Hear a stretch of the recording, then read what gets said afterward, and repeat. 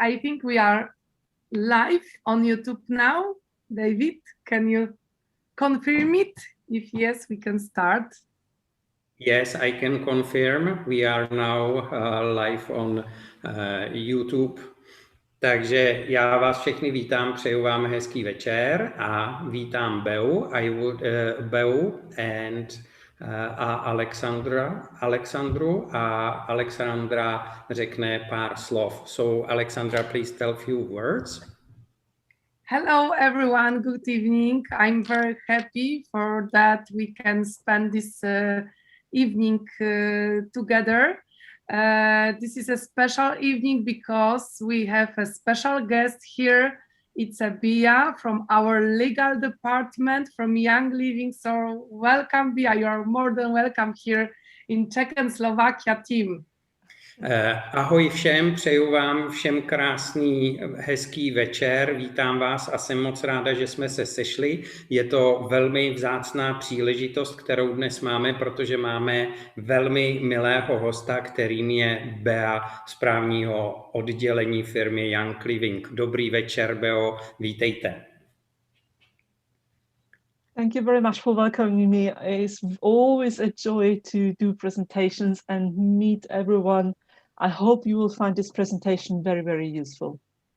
Moc krát děkuju, vždycky jsem šťastná, když mě takhle mile někdo přivítá a když mohu prezentovat. Doufám, že informace, které se dnes dozvíte, pro vás budou užitečné a že vám ta prezentace pomůže. And if I can add something, I would like to thank you, David, that you helped us with translating Bea, and you give this opportunity to all Czech members to hear about social media topic in Czech and Slovakia. A jestli já můžu něco říct, tak bych ráda ještě Davidovi poděkovala za překlad a za to, že tímhletím způsobem umožní všem členům, aby se dozvěděli něco o sociálních médiích právě v českém jazyce.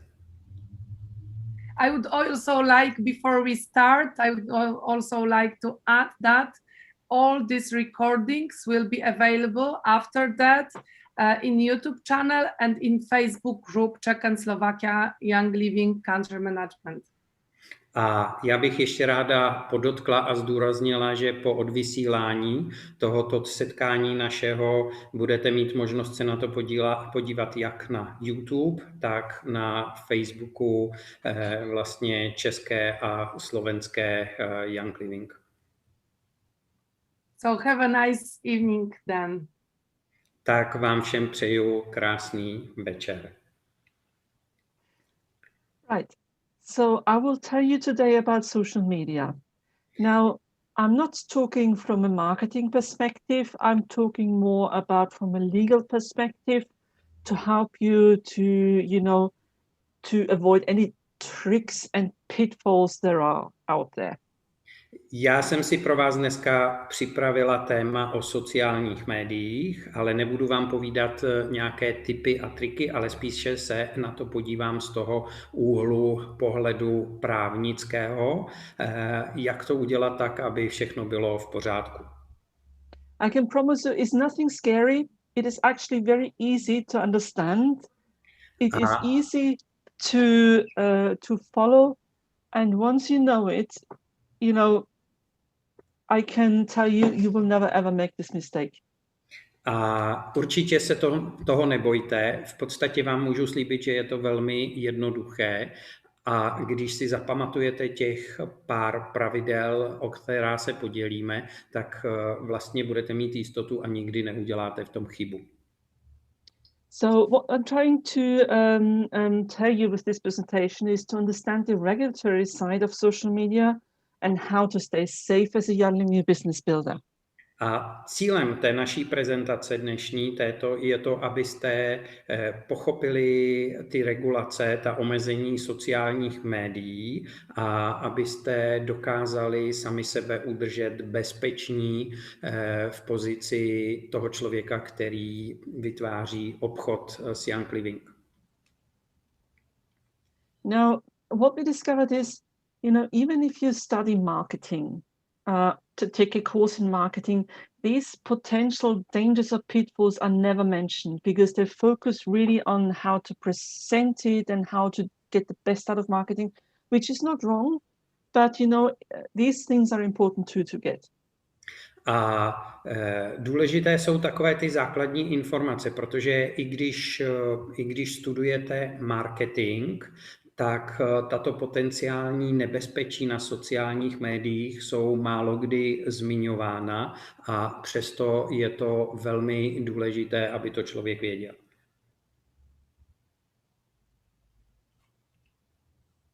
So what you have to understand is there is two ways to post on social media, of course. One is as a young living business builder, and the other one is as a private person. A to, co je potřeba, abychom rozlišovali nebo abychom chápali a vnímali, je, že jsou dvě úrovně té prezentace. Buď to se můžete prezentovat jako člověk, který podniká, vytváří business s Young Living, to je ta varianta A, anebo za druhé můžete být tou osobností svojí vlastní. So when I talk about a young living business builder, what do I understand with this? I mean with this that you have a commercial interest that the products sell. So this includes that you're interested in getting commission, in presents and other gifts. So, and also if you post about your own business and the products you sell or any events you're running for Young Living.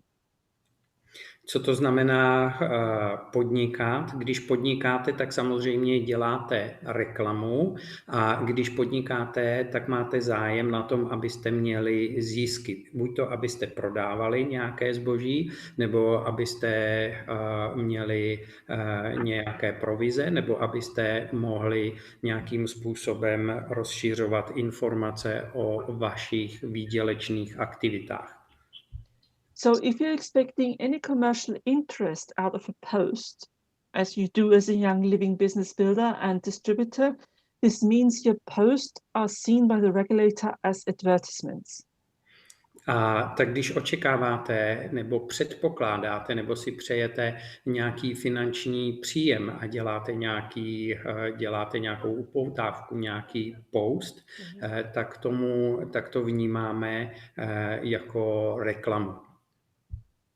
Now, as a private person, you don't expect anything on product sales. You don't expect anything for your personal purpose. You just, want to share your experience, how you received a product and about your personal interest only. A když se prezentujete nebo nějaký příspěvek publikujete jako soukromá osoba, tak v tom případě neočekáváte žádný zisk, ale pouze je to sdílení toho, co děláte. So when you post about sorry, I will just mute everybody and please bear if you can switch on your mic again. Yeah, it's done. Thank you. So this means when you post about your personal interest and not expecting anything, you're just your own personal person and you post as a private person. A tak když prezentujete jako ta soukromá osoba, tak neočekáváte žádný výdělek a inzerujete opravdu jenom za sebe jako soukromá osoba.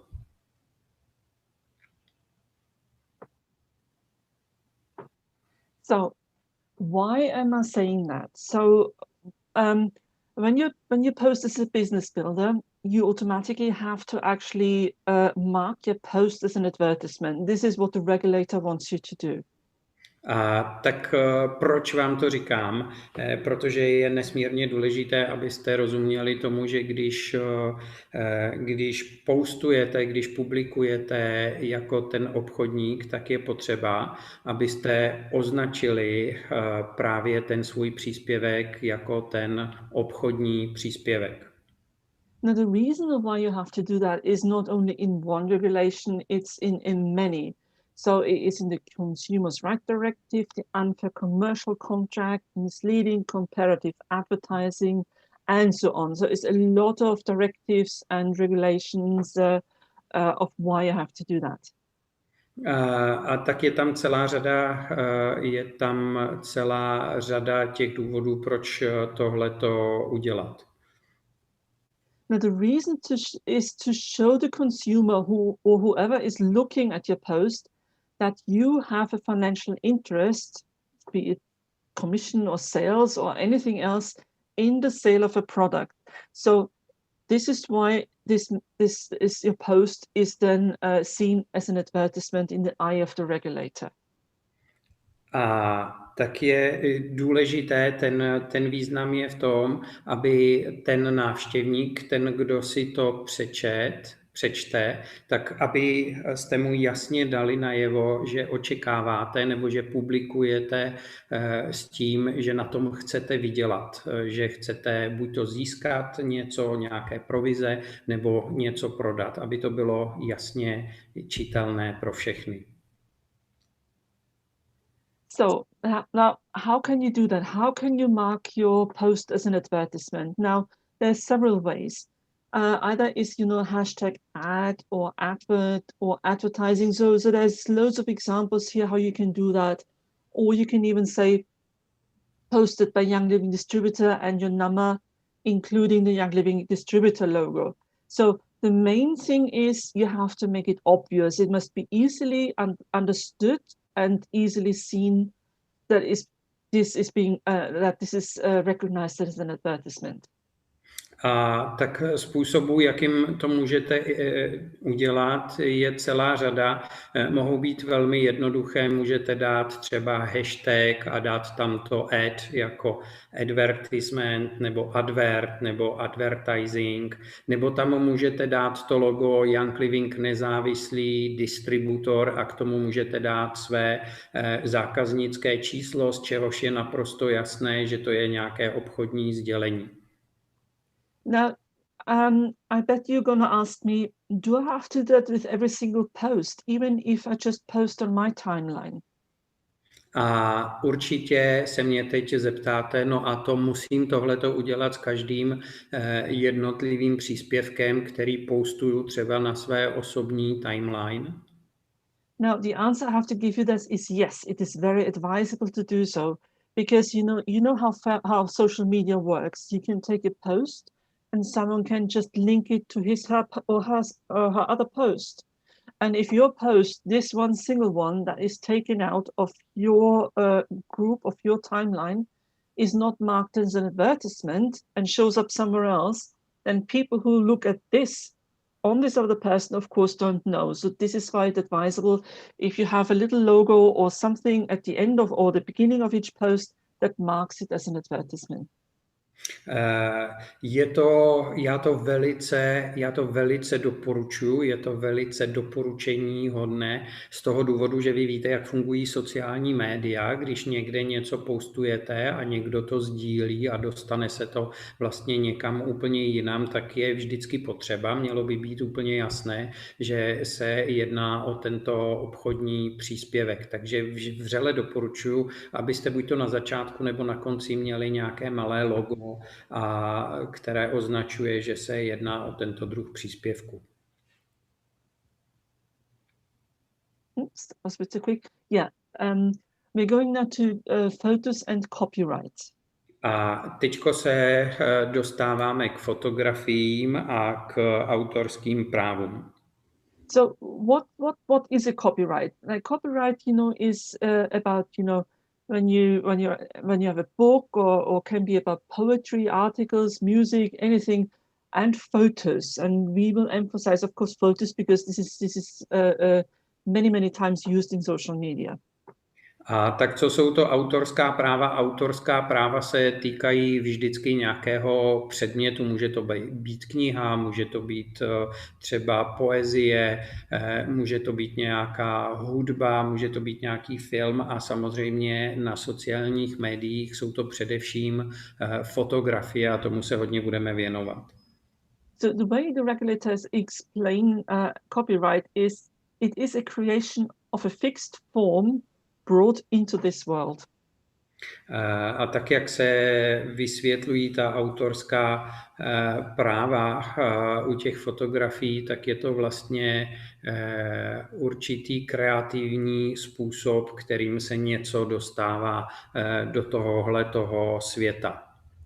Now, just so you know how long a copyright actually lasts. So a copyright that protects your intellectual property until 70 years after your death. So 70 years after your death, or 70 years after the death of the last surviving author of the case, if it's a joint authorship. A ta autorská práva přetrvávají 70 let po vaší smrti, po tom, co vy jste něco vytvořili, anebo nejméně 50 let po tom, co poslední ze spolutvůrců, kteří se podíleli na nějakém společném projektu, zemřel. So it's actually a pretty long time in the EU. So outside in the EU is 50 years after the author's death. A tak mimo Evropskou unii je to 50 let po autorově smrti. If you want to read more about that, you see the link down there. You can read in detail and to your heart's content about copyright and what it is and any more details than this. A kdybyste se o tom chtěli dozvědět něco víc, tak tady dole máte odkaz, na kterém můžete najít více informací, které se týkají tohoto tématu. Now, let's talk about photos. Who owns a photo or an image? A pojďme se podívat na fotky. Kdo je majitelem obrazu anebo fotografie? So it is the person who creates the image, unless there's an agreement, for instance, with an employer. Then the employer then owns the photo. Tak je to člověk, který vytvořil tu fotografii nebo ten obraz, pokud nedal souhlas, že tím majitelem je třeba zaměstnavatel. And we talk about license holder. This means someone who can give permission to use a photo or a work or anything else, someone who is the owner of it. For instance, in cases of Young Living, we give you as the distributors the right to use the photos and our texts for your business. A tak kdo je ten, kdo je označován jako ten, kdo drží tu licenci, to znamená, kdo je ten, kdo dovoluje, dává to svolení, aby se užila ta práce. Například Young Living je ten majitel, který dává tu možnost vám, abyste používali ty obrázky a třeba ty texty, co se týkají těch produktů, služeb a tak dále. Now, let's go a little bit in more detail. So if you see a photo somewhere on the internet, should you be reposting it, retweeting, or repinning an image or a photo on social media or on Pinterest or any other of these social media sites? Tak pojďme se na to podívat trošku blíž. Když uvidíte nějaký obrázek na internetu, tak můžete ho přeposlat nebo přetweetovat nebo z něj udělat nový pin nebo nějaký obrázek nebo fotku, jak to funguje. And then I have to tell you, only if you get the permission, either from the social media platform you're downloading the photo from, or from the person of the owner, but that only applies, of course, for business purposes. Tak pro ty obchodní účely funguje jenom to, že máte buď to svolení toho autora, anebo máte svolení té platformy, která ten obrázek publikovala. Now, things like this usually happen when you get it from a platform or a company where you can download pictures or images in the form of an agreement or a written permission from the owner of the photo, and either you agreeing to paying nothing for the use or paying something for the use of the image or a photo. A tak v momentě, kdy teda máte to svolení od té společnosti nebo od toho majitele, tak je na to nějaká smlouva a často je to spojeno s nějakým poplatkem za to, že to můžete použít.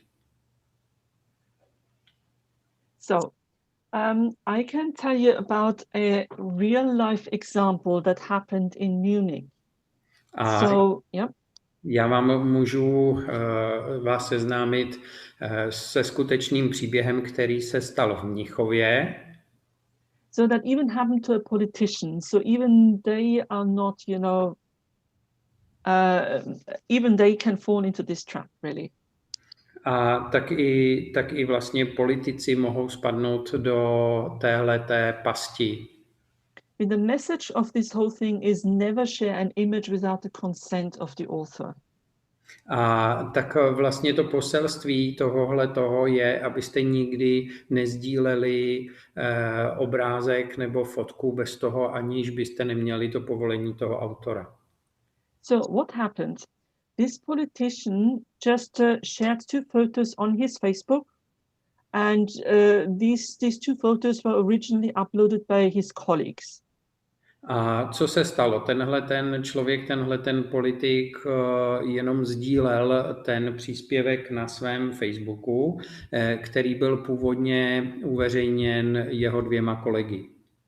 Now what this politician missed to do is he did not ask his colleagues whether they had the authorization by the photographer who took the photo and who owned the photo that they can actually use this photo. A co ten politik si nezjistil, jestli ty 2 jeho kolegové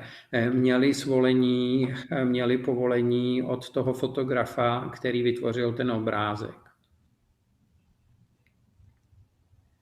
Now this then went to court because the owner of the photo sued this politician. A celý ten případ se dostal k soudu, protože ten majitel toho obrázku vlastně zažaloval toho politika. And the court then decided that sharing a photo without the author's consent is an infringement upon the author's copyright. A ten soud rozhodl, že sdílení té fotografie bez vědomí toho autora je porušení autorských práv.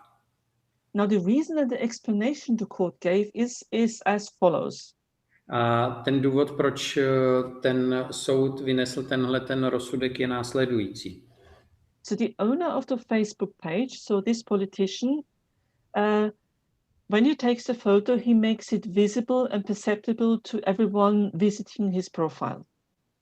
Tak ten politik jako majitel té facebookové stránky, když použil tu fotografii, tak ji zveřejnil a vystavil ji, že byla dostupná úplně pro každého, kdo navštívil ten jeho profil. So even if it's taken from someone else's profile, this politician should still have made sure and checked beforehand to get the author's permission first. So he just shouldn't have just taken it and trusted his colleagues that it was right. Even if he's posting it, he should get the author's permission. A taky když používáte fotografii z profilu někoho jiného, tak je potřeba mít to povolení, že to můžete udělat. And they very clearly say, so the court very clearly said that the person publishing the photo is responsible to check the copyright situation. A ten soud velice jasně zdůraznil a dal najevo, že ten člověk, který publikuje tu fotografii, je zodpovědný, nese zodpovědnost za ta autorská práva. And unfortunately, in so many things with the law, it says pleading ignorance does not protect you against copyright infringements. So even if you don't know, you are, guilty in the eyes of the law. A bohužel v mnoha případech právních funguje ta formule neznalost zákona neomlouvá, to znamená, přestože nevíte o nějaké skutečnosti, tak ji musíte dodržovat a v případě, že ne, tak jste vinní. So this means whenever you see an image or a photo somewhere that you like, but you don't know who owns it and you have no way of contacting the author, don't post it. Don't use it if it's for Young Living business or any other business you're using or presenting, because many of these authors, they are very, very sneaky. They have, for instance, a watermark in the background of the picture, something you cannot see, and they can recognize when they look at the photo that is actually theirs, and then they can go after you. A tak prosím vás, v případě, že publikujete jakékoliv obrázky v oblasti vašeho podnikání a nevíte, odkud pochází a nemáte souhlas toho tvůrce, tak je nepoužívejte, protože řada těch autorů, fotografů slídí po tom internetu, mají ty fotky takovým vodoznakem speciálně označené, vy to nevidíte, ale ty roboti to vyhledají a zjistí, že jste použili tu jeho fotografii. Now just remember, if you're using an image or a photo from Young Living, we have a Flickr or from our website, you as a Young Living distributor are authorized to do so. Když používáte fotky z Young Living, to znamená z našich stránek nebo z Flickru, tak vy jako nezávislý distributor Young Living máte právo to použít a můžete to použít. Now, let's talk about the data protection and how this relates and plays into social media.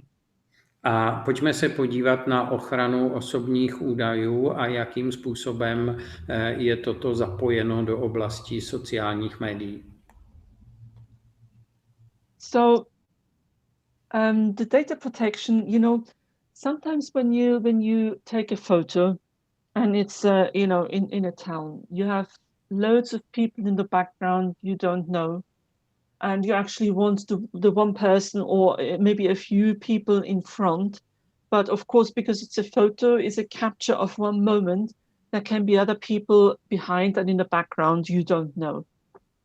A tak si vemme situaci, že třeba uděláte fotku ve městě, kde vy fotíte dva nějaké lidi v popředí a vzadu je velká skupina neznámých lidí.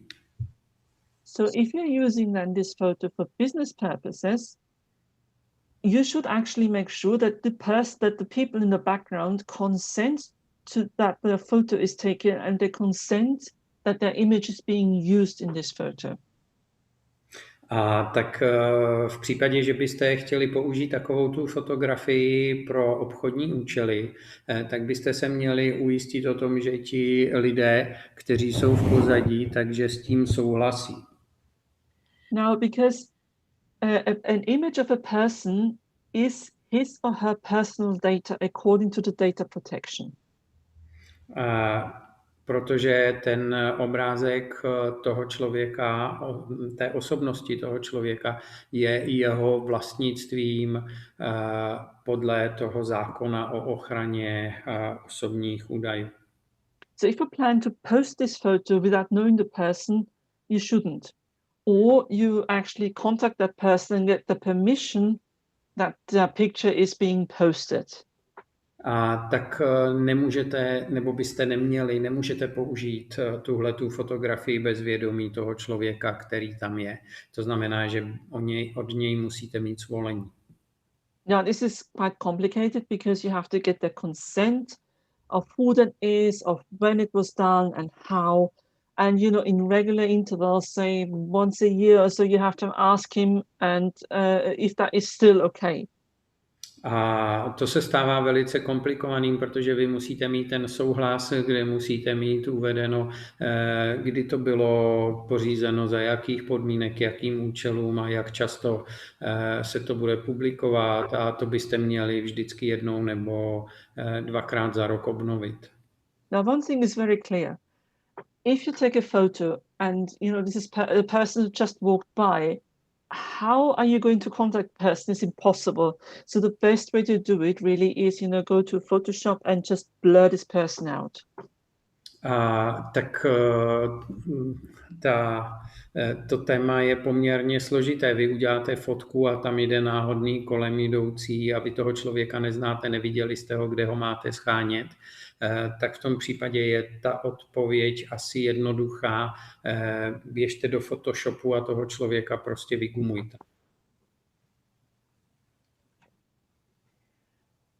Yeah, let me ask you, are there any questions in the meantime to anything I've talked about?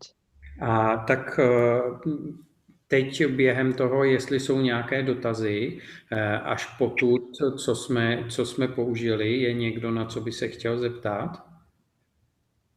Maybe I have a question or a note. Thank you, Bea, for all this information. I think it's very necessary to know all these details. And because I'm a marketing person, so just to make sure, if there will be some people on our pictures, but we can't recognize their faces, we can use this picture without any permission, true? If it's within Young What do you Living think? and the Young If Living there is somebody- distributors, yes. Yes. Yes. Otázka zněla, hezký večer, Beo, děkuju, tohle to jsou všechno důležité informace, které nám sděluješ a chci se zeptat, když uděláme fotografii, kde budou v pozadí obličeje lidí, ale nejsou poznatelné, tak je můžeme použít. A Bea na to říkala, ano, v Young Living ano. Yeah, but what I'm talking about is people you don't know, that they maybe not know that their picture is taken, and these are then is then their personal data, and this is what you have to be careful about, really. Yeah. To, o čem já mluvím, jsou lidi cizí, kteří neznáte, kteří možná nevěděli o tom, že ta fotografie je pořizovaná a tam musíte být opravdu velmi opatrní a takové obrázky byste neměli publikovat. Okay. Yeah, I remember that if there is somebody and he can see that we are taking picture of him, so it means he agrees with this picture, true or not? You Because mean a person you don't know, for instance? Yeah, for example, there will be somebody on street and I'm going to take some picture and he can see that he will be on my picture. So if he knows about it, or I can say, okay, I'm taking a picture of this area, so you can move, or if you don't mind to be there, so it's okay. No? Well,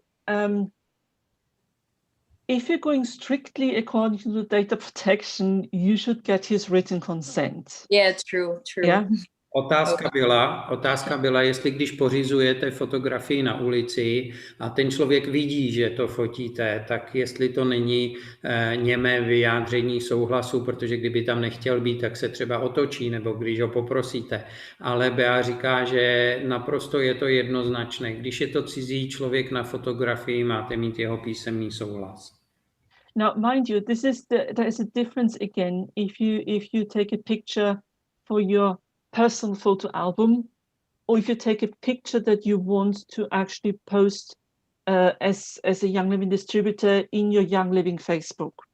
A je velký rozdíl, jestli vy si děláte vaše soukromé obrázky do vašeho rodinného alba, které máte sami své soukromé, anebo jestli publikujete jako nezávislý distributor na veřejných stránkách Young Living svého podnikání.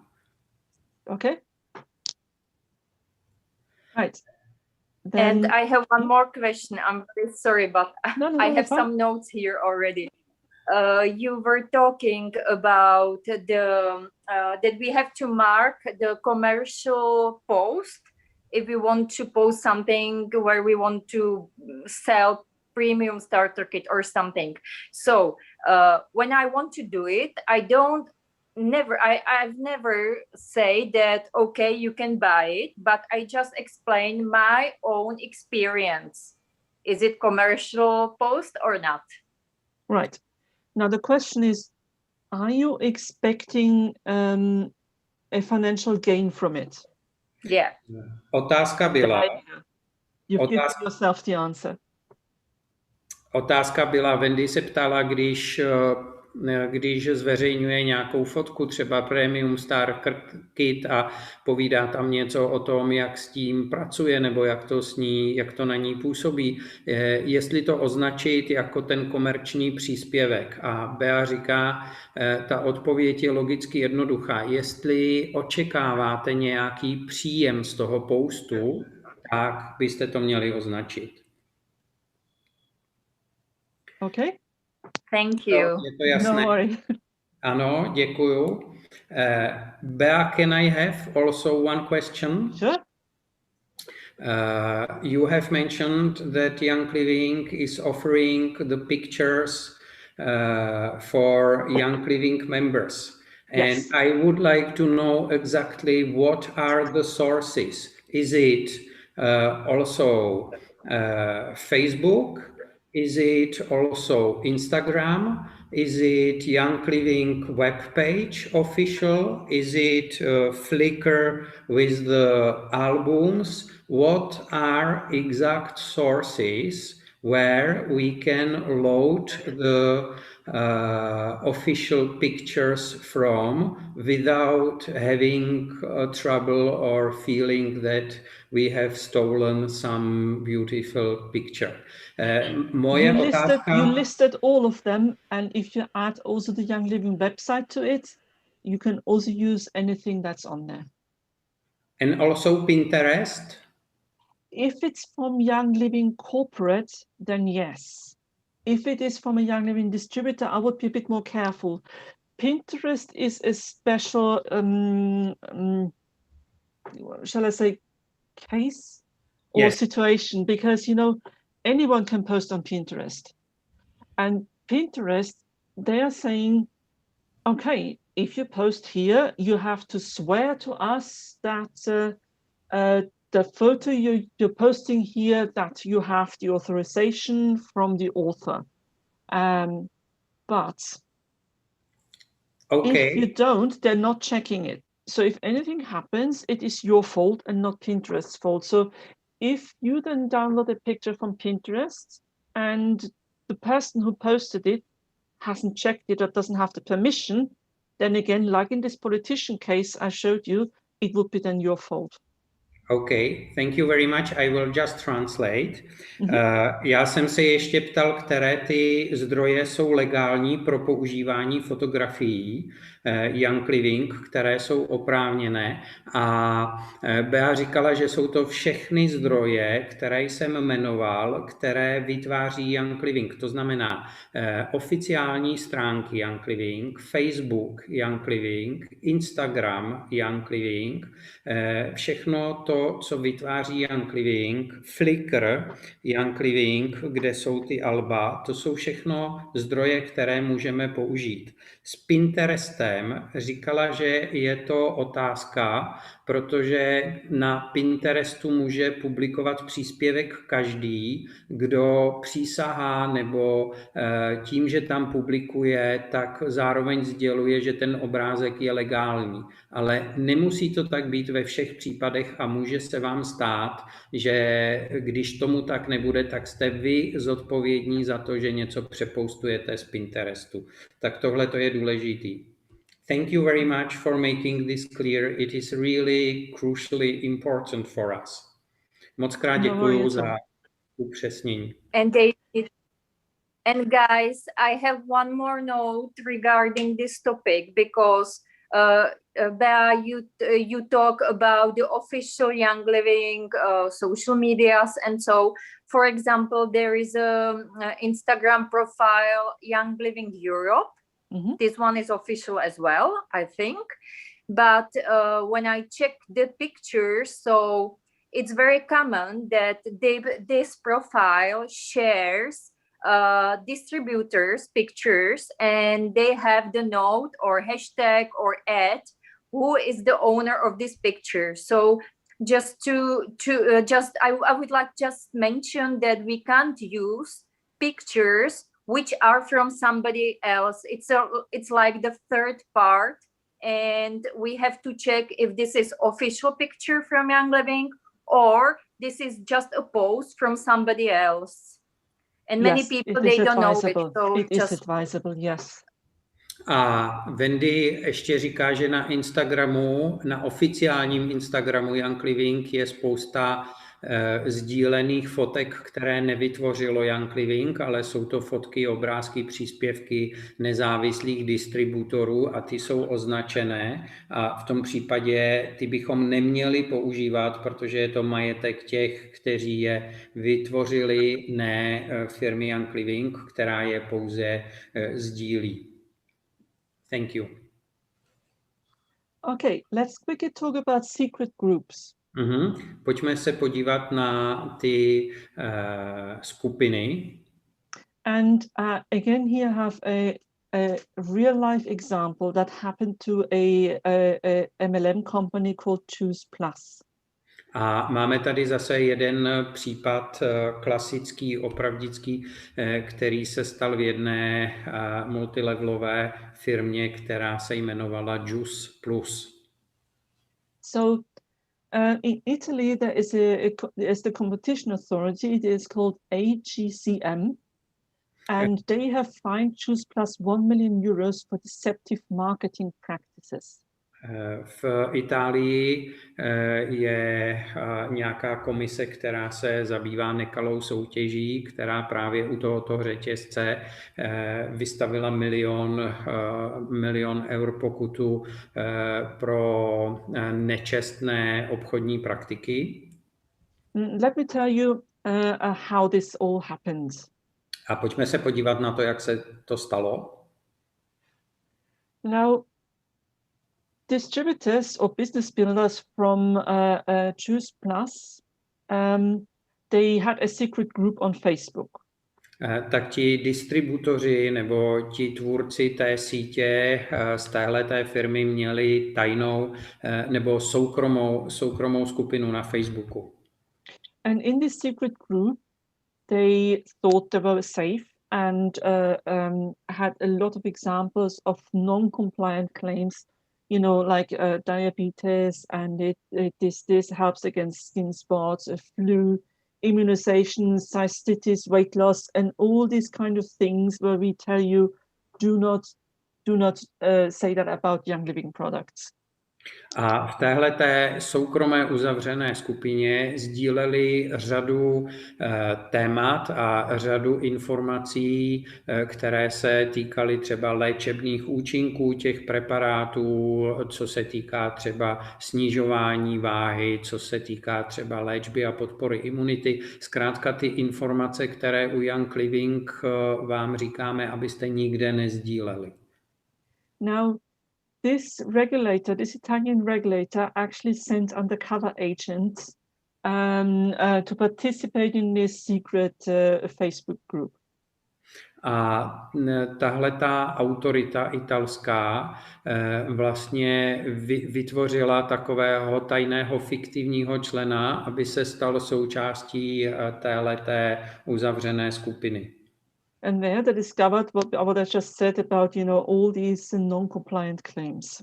A tenhle ten člověk vlastně se dozvěděl o všech těch nepovolených výrocích, které v rámci téhleté skupiny byly publikovány.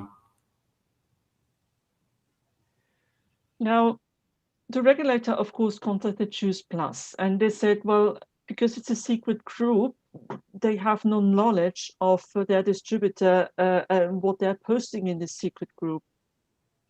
A když se to nějakým způsobem projednávalo, tak tahleta autorita, ty úřady obvinili tu multilevelovou společnost Juice Plus, která se ovšem bránila tím, že ti distributoři měli uzavřenou skupinu a že neměli ty znalosti a povědomí o tom, že sdílejí společně něco, co vlastně se sdílet nemůže. Now the thing is, according to the regulator, there was not only one group, one of these secret Facebook groups with these non-compliant claims. There were, you know, in the hundreds. A podle toho, co zjistila ta autorita, která to prověřovala, tak zjistila, že ale se nejedná pouze o jednu skupinu, ale že byly celé stovky takových uzavřených tajných skupin, kde se sdílely vlastně ty nelegální informace o těch produktech.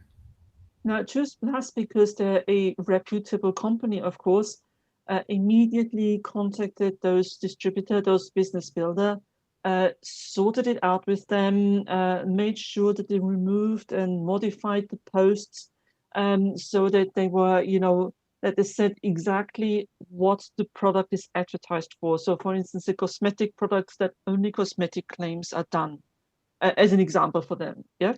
A jako příklad, protože Juice Plus je jakoby seriózní firma, tak oni okamžitě udělali kroky, informovali ty distributory a informovali je o tom, aby provedli nápravu a aby tam řadu těch příspěvků vymazali a aby sdíleli jenom ty příspěvky, které jsou legální. To znamená, aby třeba o kosmetických přípravcích podávali informace pouze týkající se těch kosmetických vlivů účinků.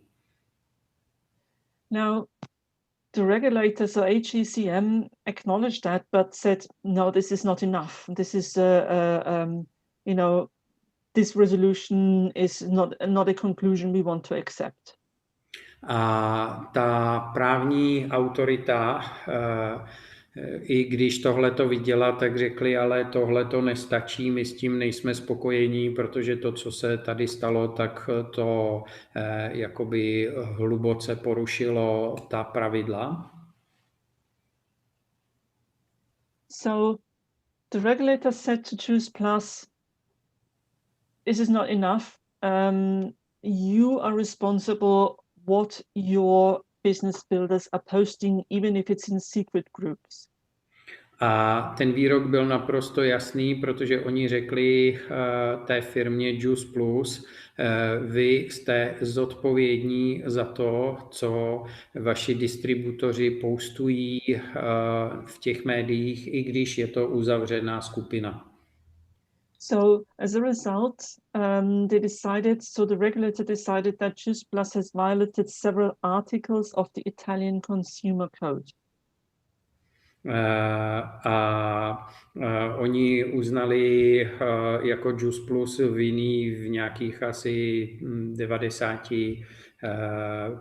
bodech toho, co překročili. And they're calling what happened here deceptive marketing practices because products were advertised for a use that the product is not marketed for. So they were making healing claims for a product, whereas actually declared and marketed as food, for instance. And a food, of course, cannot heal.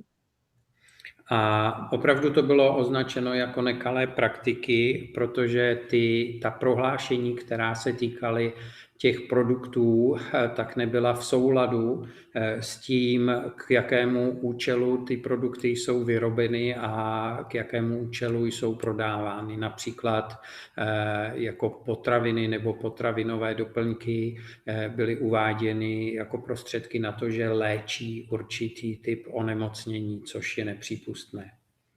And they were not only writing it to Choose Plus in Italy, to that part of the company, they were also talking about it, writing to the Choose Plus in Europe and the Choose Plus corporate in the US. A vlastně tohleto jako obvinění se netýkalo jenom té italské větve Juice Plus, ale oni se obrátili i na to evropské zastoupení a i na tu mateřskou společnost ve Spojených státech. Yeah. So the conclusion of all this, secret groups are not really secret. And they also must not contain, so everything you write in there also must be completely compliant. A tak já bych ráda upozornila na to, že závěr je ten, že uzavřené skupiny nejsou skutečně uzavřené a tajné a nesmí obsahovat prohlášení, která nejsou v souladu s tím, za jakým účelem ty výrobky a produkty jsou firmou produkovány. So at the end of this presentation, I can only say to you, let's stay compliant so we can continue bringing essential oils to every home in the world. A nakonec tohoto setkání a této prezentace můžu jenom říct a vyzvat nás k tomu, abychom zůstali v souladu, abychom dodržovali to, k čemu jsou ty produkty určené, abychom nešířili žádné jiné informace a žádná jiná prohlášení, tak abychom mohli pokračovat v šíření esenciálních olejů do každé jednotlivé domácnosti. Right, that's it. Thank you for listening. Takže to je všechno. Moc krát vám děkuju za vaši pozornost. Bea, thank you very much. I will just switch off the streaming, and if